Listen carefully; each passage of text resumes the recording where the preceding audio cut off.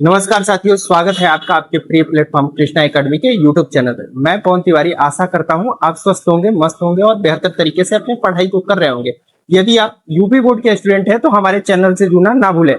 हम लोग आज पढ़ेंगे क्लास 9 का बायो। और बायो में सबसे पहले आज के दिन हम लोग इंट्रोडक्शन के थ्रू जानेंगे कि हम लोगों को पढ़ना क्या है, क्या सिलेबस रहेंगे बायो के, क्लास 9 में कौन कौन से चैप्टर पढ़ने हैं, कितने नंबर के आते हैं। इन सब के बारे में इंट्रोडक्शन में हम लोग सबसे पहले परिचित होंगे।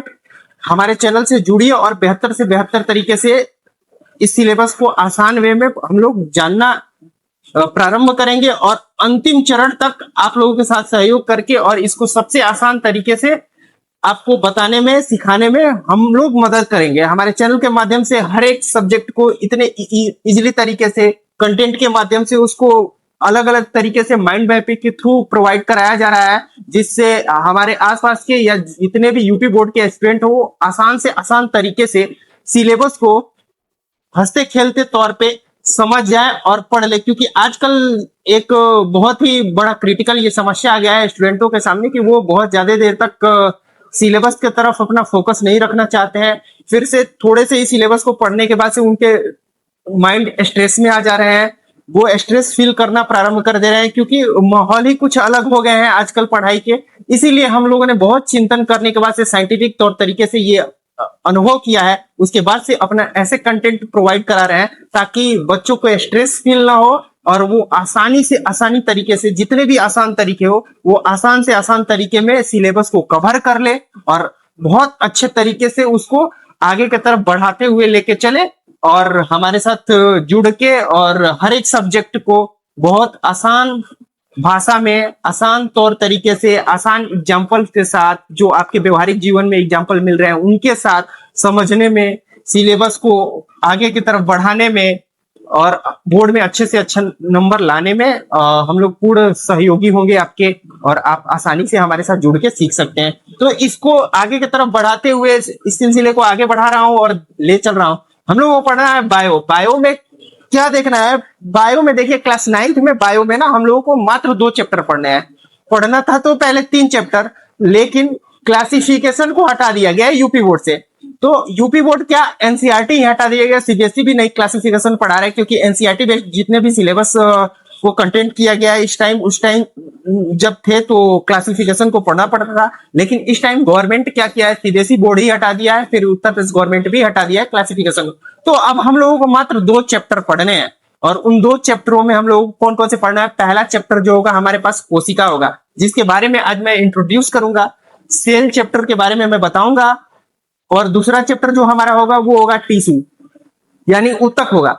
तो मात्र 2 चैप्टर पढ़ने हैं, लेकिन इन 2 चैप्टरों को कवर करने में हम लोगों को एक लंबा प्रोसेस अपनाना होगा। उस लंबे प्रोसेस को अपनाने के लिए हम लोग धीरे धीरे कंटेंट को इतने इजीली वे में लेके चलेंगे कि आपको लगेगा ही नहीं कि ये बायो पढ़ रहे हैं। बहुत सारे लोग ऐसे कह देते हैं, बहुत सारे ऐसे टीचर कहते हैं कि बायो जो होता है वो रटने वाला सब्जेक्ट होता है। बशर्ते मैं ये जानता हूं कि बायो इतना इंटरेस्टेड सब्जेक्ट कोई होता नहीं है और बायो जो है मतलब जीवन से जुड़ा हुआ एक बहुत ही महत्वपूर्ण रहस्य है, जिसको हमें जानना हर एक व्यक्ति को, चाहे वो किसी फील्ड में क्यों ना पढ़ता हो, हर एक फील्ड के स्टूडेंट को बायो जानना सबसे जरूरी होता है। क्यों? क्योंकि यदि वो बायो जानता है तो जीवन को जानता है। यदि आप बायो के बारे में अच्छे से अनुभव रखते हैं तो अपने आयु को अच्छे से कवर अप करेंगे, मतलब अच्छे से अपने जीवन को जिएंगे। तो हम जानते हैं बस इतना बच्चों की, अगर हम बायो जानते हैं तो अपनी जिंदगी को बहुत अच्छे तरीके से जिएंगे।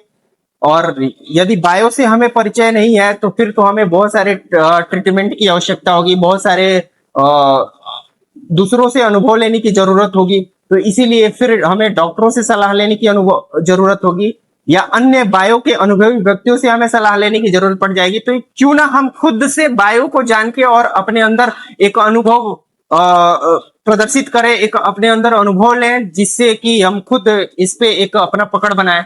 तो आइए इस सिलेबस की तरफ हम लोग चलते हैं और इसको एक बहुत आसान तरीके से हम लोग ऐसे लेके चलेंगे कि ऐसा लगेगा हम लोगों को कि हम लोग कोई रटने वाली प्रक्रिया की तरफ नहीं जा रहे हैं, हम लोग एक समझने वाली प्रक्रिया की तरफ आगे बढ़ रहे हैं।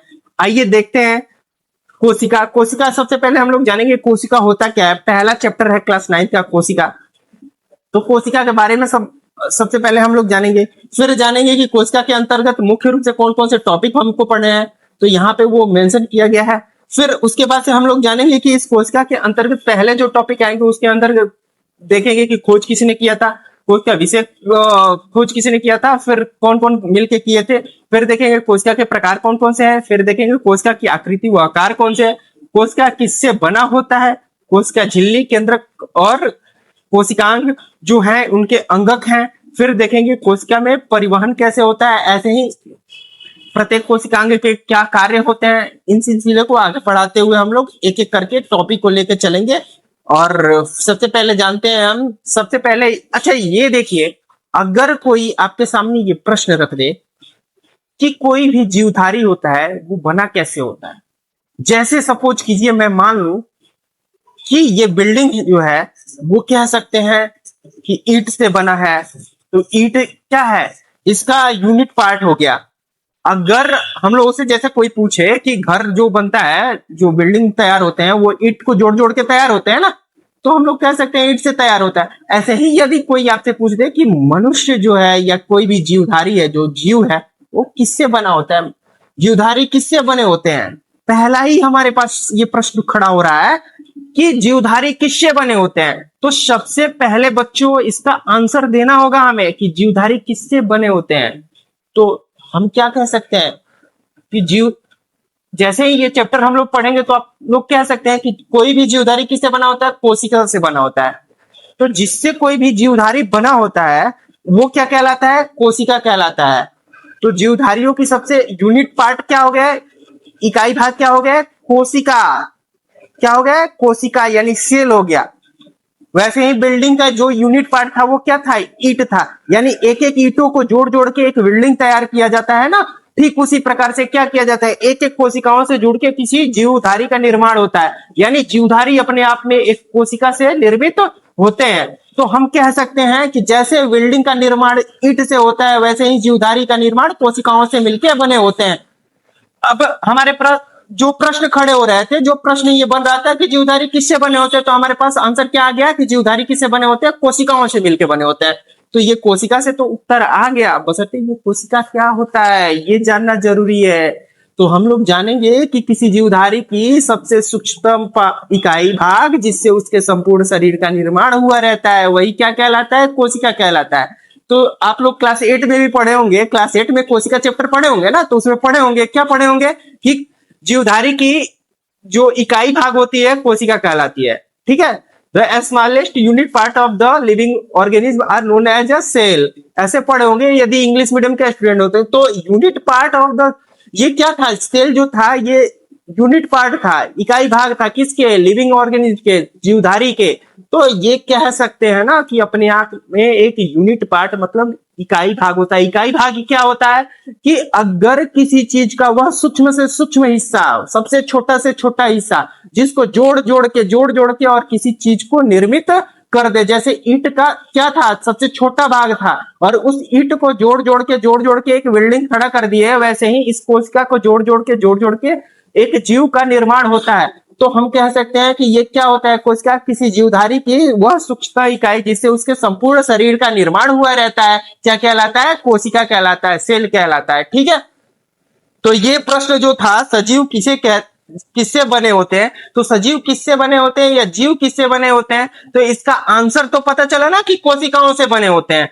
तो ऐसे ही क्या है, फिर आगे प्रश्न कोशिका किसे कहते हैं, तो कोशिका किसे कहते हैं, तो किसी जीवधारी की सबसे सूक्ष्मतम इकाई भाग जो किसी कार्य को करने में सक्षम होता है या जिसके अंदर जैव प्रक्रियाएं संपन्न होते हैं वो क्या कहलाते हैं, कोशिका कहलाते हैं। और किसी जीवधारी के वह सूक्ष्म इकाई जो प्रकार्यात्मक क्रिया को संपन्न करता है, जैव प्रक्रम को संपन्न करता है, या कह सकते हैं सिंपल से भाषा में कि किसी जीवधारी की सूक्ष्मतम इकाई जिससे उसके संपूर्ण शरीर का निर्माण हुआ रहता है, कोशिका कहलाता है। तो कोशिका किसे कहते हैं, तो किसी जीवधारी की सबसे सूक्ष्मतम इकाई भाग जो होता है उसे ही क्या कहते हैं, कोशिका कहते हैं।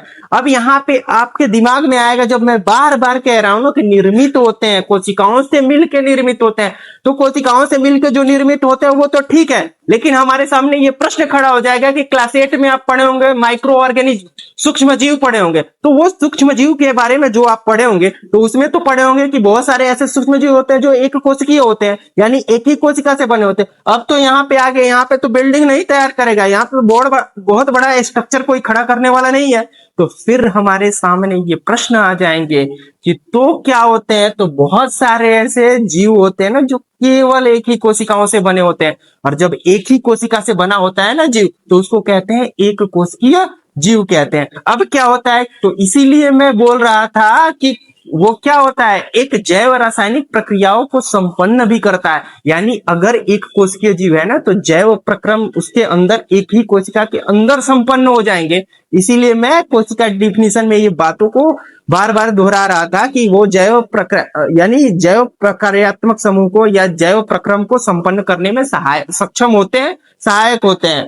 सहायक होंगे जब बहुकोशिकीय होंगे, सक्षम होंगे मतलब खुद से कर लेगा। तो एक कोशिकीय जीव के अंदर एक कोशिका ही अपने आप में क्या होता है, एक जीव होता है, ये हमको स्पष्ट हुआ। फिर देखेंगे कि कोशिका का संरचनात्मक संगठन क्या होता है। कोशिका की संरचनात्मक संगठन का मतलब ये हो गया कि ये बताइए कि मतलब कोई भी अगर कार्य होता है हमारे जीवन में, या बहुत सारे एक प्रक्रिया को हम लोग संपन्न करते हैं, तो उसके लिए क्या करते हैं ना, बहुत सारे एक योजना बनाते हैं। फिर क्या करते हैं, उस योजना के अंतर्गत जो कार्य संपन्न होते हैं ना, उसको देखिए साथियों, इस टाइम कुछ बहुत ही ज्यादा टेम्परेचर है, उस टेम्परेचर में मैं क्लास ले रहा हूँ, तो मेरे जो टीम लोग के मेंबर जितने लोग हैं ना, वो लोग थोड़ा पंखा के लिए मेरे तरफ हेल्प दे रहे हैं, तो उनके लिए मतलब धन्यवाद। और फिर हम लोग आगे देखते हैं टॉपिक की तरफ। तो ये क्या है ना कि एक संगठन को क्रिएट किया जाता है, तो आप संगठन का नाम सुने होंगे पहले से ही। तो संगठन क्या होता है ना, संगठन जो बनता है ना, वो उसके अंतर्गत बहुत सारे कार्य को कंप्लीट किए जाते हैं। तो एक संगठन तैयार होता है, उसमें मेंबर्स होते हैं, मतलब बहुत सारे लोग होते हैं और मिल के किसी कार्य को संपन्न करते हैं। तो कोशिका का संरचनात्मक संगठन का मतलब यही हुआ ना, तो बहुत सारे इसमें मेंबर होंगे, मतलब कोशिका के अंदर के बहुत सारे अलग अलग पार्ट होंगे, और वो सारे पार्ट मिलके एक रूप मतलब कोशिका का कार्य करेंगे। तो कोशिका का जो संगठन हो गया, मतलब ये जो संगठन हो गया, ये इसके अंतर्गत बहुत सारे पार्ट हमको देखने को मिलेंगे। वो सारे पार्ट मिलके क्या करेंगे ना कि एक कोशिका को संगठन के रूप में देखेंगे, और फिर वो क्या करेंगे, एक किसी कार्य को संपन्न करने में, मतलब किसी कार्य को पूरा करने में सहायता प्रदान करेंगे। तो फिर हम लोग देखेंगे कि इनके संगठन कौन कौन से होते हैं। इसी प्रकार से हम लोग आएंगे खोज, सबसे जरूरी। अब देखिए कोशिका चैप्टर यहाँ से प्रारंभ होता है, अभी तक जो था वो इंट्रोड्यूस हो रहे थे हम लोग। अब मुख्य धारा के तरफ आगे बढ़ाते हुए इस सिलसिले को लेकर चल रहा हूँ, और कोशिका के बारे में अब जानकारियां ले रहा हूँ। ये जो कोशिका है ना साथियों, अगर कोई पूछे कि ये कोशिका की खोज किसने किया, तो हमको जानना बहुत जरूरी होता है। देखिए सबसे पहले कोशिका की खोज किसने किया था, तो हम लोग जानते हैं, क्लास 8 में भी आप लोग पढ़े होंगे कि कोशिका की खोज किसने किया था, रॉबर्ट हुक ने किया था। कब किया था, 1665 ईस्वी में किया था। ये आप लोग पहले से परिचित है, तो हम लोग जानेंगे कि कोशिका की खोज रॉबर्ट हुक ने 1665 ईस्वी में किया था। जब हम लोग चैप्टर पढ़ेंगे तो इसके बारे में विस्तृत जानकारियां लेंगे कि कोशिका की खोज रॉबर्ट हुक ने किसकी सहायता से लिया था, कब लिया था, ये सब जानकारी होंगे। फिर देखेंगे कि जो रॉबर्ट हुक ने कोशिका की खोज किया था, उसके अलावा भी अन्य कोशिका की खोज होंगे। तो जी हाँ साथियों, हम लोग जानेंगे कि अन्य कोशिका की खोज जो हुई थी वो जीवित कोशिका की खोज हुई थी। एंटोनी वन ल्यूवेनहॉक ने उस जीवित कोशिका की खोज किया था।